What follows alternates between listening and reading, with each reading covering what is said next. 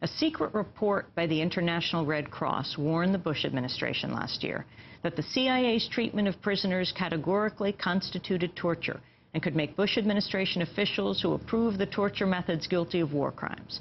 One prisoner, Abu Zubaydah, told the Red Cross he'd been waterboarded at least 10 times in a single week and was confined to a small box that resembled a coffin.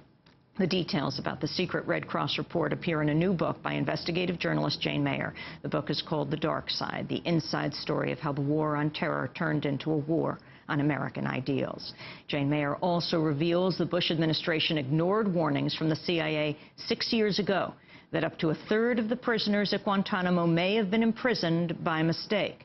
The name of Mayer's book comes from a comment made by Vice President Dick Cheney on Meet the Press shortly after the September 11th attacks. Dark side, if you will. We're going to spend time in the shadows and in the intelligence world. A lot of what needs to be done here will have to be done quietly, without any discussion, using sources and methods that are available to our intelligence agencies. In her new book, The Dark Side, Jane Mayer chronicles how the Bush administration crafted its interrogation and detention policies. She writes, quote, "As part of the war on terror, for the first time in its history, the United States has sanctioned government officials to physically and psychologically torment American-held captives, making torture the official law of the land in all but name." Jane Mayer joins us now in our Firehouse studio for the Hour, staff writer at The New Yorker magazine. Again, her book called The Dark Side. Welcome to Democracy Now! Thanks so much. I'm really glad to be with you. It's great to have you here talk about the Red Cross report that got a lot of coverage, but not quite the way you cover it in this book. Well, I think it's particularly interesting today and the day after former Attorney General Ashcroft testified in Congress saying that everything they did was not torture, that waterboarding did not constitute torture, because that is absolutely not the point of view of the Red Cross, which is really the world's authority on the subject of treatment of prisoners of war. And the Red Cross sent investigators down to Guantanamo. They were the first independent outside people to be able to talk to the CIA's prisoners. There were 14 of them who had been emptied out of the black site prisons and were down in Guantanamo. Where were the black site prisons? The black site prisons, well, there's been a lot of speculation about where they were.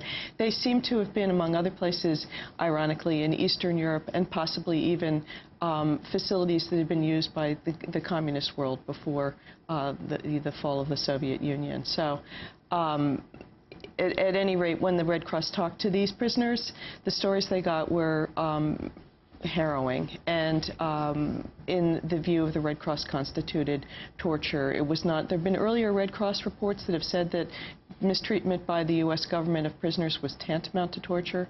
This was no longer just tantamount. This was categorically torture in their view, and constituted grave breaches of the Geneva Conventions, which is why we say, I say in the book, that they were warning that the top officials of the United States could be prosecuted. How do you know what was in the Red Cross report? Well, you know, it comes from not seeing the Red Cross report, which is a confidential report that's only circulated into the hands of a few people at the very top of our government. It comes from interviewing a number of sources who have seen it and cross-checking with them the details over and over again till I had a level of confidence that what I've got in here is absolutely correct. And I hope we can note that nobody's contradicted it yet.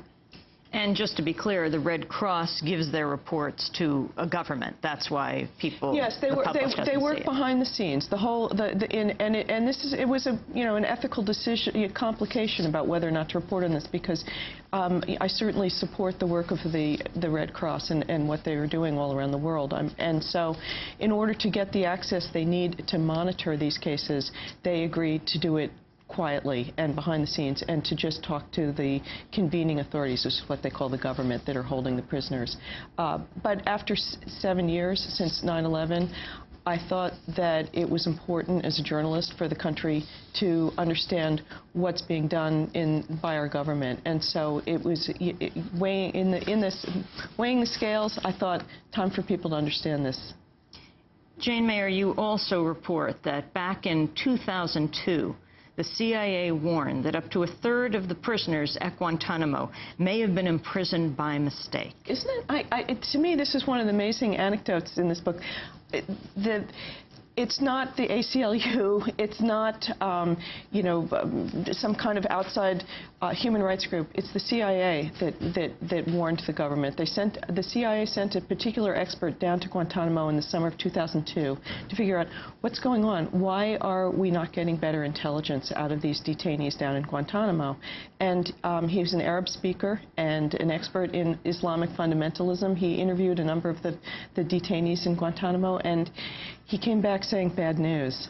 The reason we're not getting better intelligence, part of the reason anyway, is that about a third of the people are innocent. From what he could tell, they were just mistakes. They were locked up. They were just herded in by mistake. And mistake, like, for example, bounty hunters. Right, sure, bounty hunters who were, and people who were there were people put in because of personal grudges. There was one detainee was there because he'd been a teacher of somebody and given them a bad grade, and the person that he'd flunked pointed him out as a terrorist, and he was rounded up. So there were all kinds of stories, and it's not to say, that there aren't people down there who are probably serious suspects. It's just that they mixed them all in together, which was the consequence of when they got rid of the Geneva Conventions, they got rid of the screening process.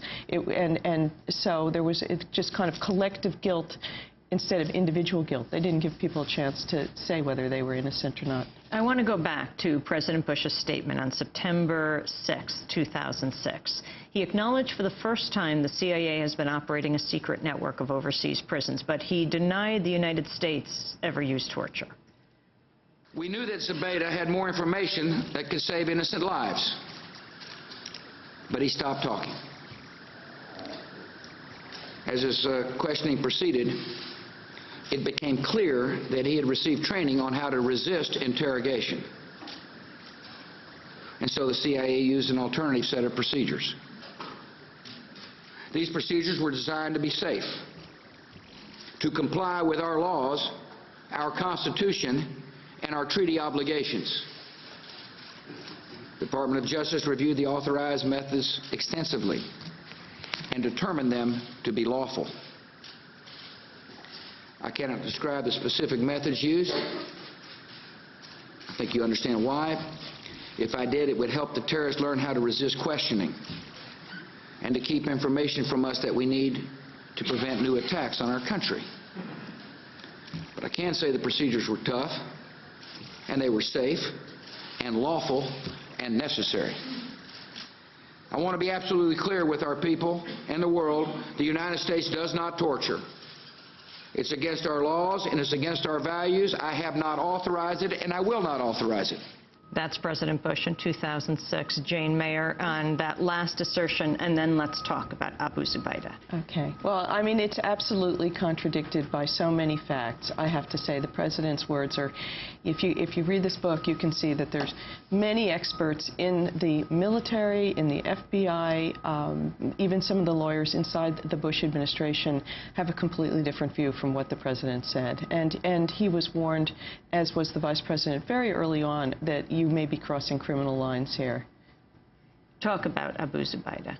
Well, Abu Zubaydah in particular, who he cites in that speech, he says that he stopped talking, and that's when they went to what they call the enhanced interrogation techniques. That's not what the FBI says. The FBI says that when they just tried to talk to him in a sort of rapport-building kind of way, he gave them the best information that they got out of this. And in fact, after there was a custody fight about who was going to get to interrogate him, the CIA wanted him, and the CIA invented a whole new way of interrogating him. They took him off and put him through all kinds of things, including this dog cage that he was locked up in. He describes as being covered with towels. He could barely breathe. He was in there for something like 24 hours. His wounds from when he was captured were reopened. He was waterboarded repeatedly. What did he tell them? He told them, you know, all kinds of things. I mean, the truth is that if you go carefully over what you can piece together of our interrogation program, you can find that these detainees have almost to a man recanted later and said that half of what they told people was just made up, fabricated. But Zubaydah was questioned first by the FBI? He was questioned first by the FBI, and in fact, when the FBI saw what was going on and how the CIA intended to treat him, they withdrew because they were afraid that it was criminal. And in fact, one of the FBI agents told headquarters of the FBI he thought that the CIA interrogators should be arrested. Was he getting farther with Zubaydah? Did the FBI feel they were getting somewhere? They do feel that they were getting further. And I mean, and this goes to the fundamental question about, the President talks about, this was necessary. Effective, safe, necessary. There's absolutely no science saying it's necessary, and in fact, 7 years later, take a look at what, there are very few people who've been able to really assess this because all of the records are so secret, but among the very few people who really have had access to this information about how people were interrogated and what they got is Jay Rockefeller, the senator who is the chairman of